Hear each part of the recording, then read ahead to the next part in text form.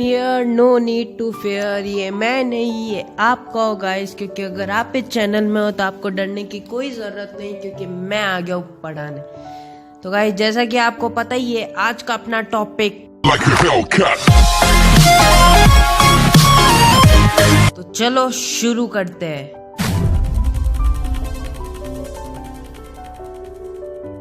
Guys जैसा कि chapter का नाम ही है, हाउ डू ऑर्गेनिजम्स रिप्रोड्यूस, तो सबसे पहले चैप्टर का मीनिंग समझ लेते हैं। तो चैप्टर का मीनिंग क्या है? How do organisms reproduce.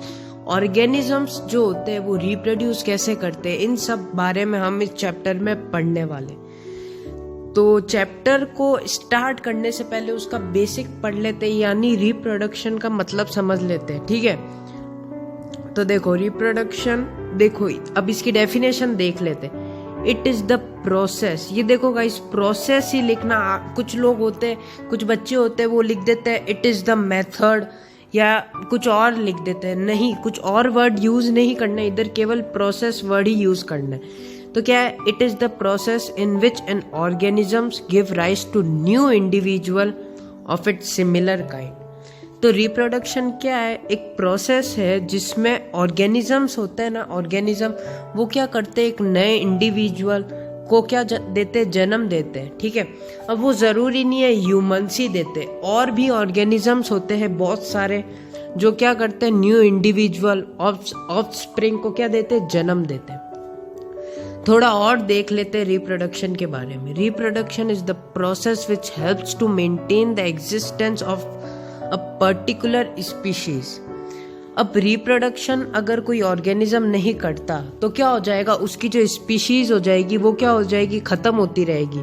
ठीक है, उसके जो स्पीशीज होगी उस ऑर्गेनिज्म के, वो क्या धीरे धीरे खत्म हो जाएगी। एक टाइम आएगा वो स्पीशीज अपन को दिखेगी ही नहीं। इसलिए रिप्रोडक्शन क्या बहुत मतलब जरूरी बन जाता है करना। ठीक है, अब अगला देखते हैं। It is not a necessary process but beneficial for an organisms to continue their existence on earth। देखो ये रिप्रोडक्शन जो है ये नेसेसरी प्रोसेस नहीं है, लेकिन हाँ बेनिफिशियल जरूर है। क्यों? क्योंकि अभी मैंने बताया कि कोई अगर ऑर्गेनिज्म रिप्रोड्यूस नहीं करता तो उसकी स्पीशीज या एग्जिस्टेंस अर्थ से क्या धीरे धीरे कम होता रहेगा, और एक टाइम आएगा जब वो खत्म ही हो जाएगी पूरी ऑर्गेनिज्म। ऑर्गेनिज्म देखो मैं बार बार कह रहा हूँ, ऑर्गेनिज्म का मतलब केवल ह्यूमंस ही नहीं है।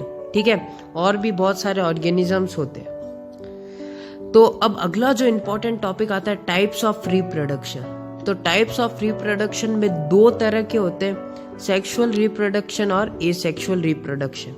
अब इनके बारे में हम थोड़ा डिफरेंसेस की डेफिनेशन वगैरह देखते हैं। तो देखो सेक्सुअल रिप्रोडक्शन और एसेक्सुअल रिप्रोडक्शन, इसको मैंने डिफरेंस के फॉर्म में लिया है कि differentiate between sexual and asexual. इसमें सब है, डिफरेंशिएट भी और डेफिनेशन भी है। तो सबसे पहले अपन डेफिनेशन देखते हैं किसकी, सेक्सुअल की।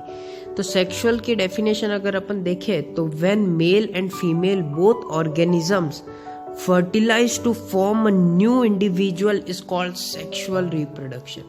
अब इसमें क्या होता है, इसमें दोनों मेल और फीमेल दोनों इन्वॉल्व होते हैं। ठीक है, और उनका क्या होता है, वो फर्टिलाइज होते हैं, उनके गैमीट्स वगैरह। ठीक है, और वो क्या बना लेते हैं, एक नए इंडिविजुअल बना लेते हैं। उसे हम क्या कहते हैं, सेक्सुअल रिप्रोडक्शन।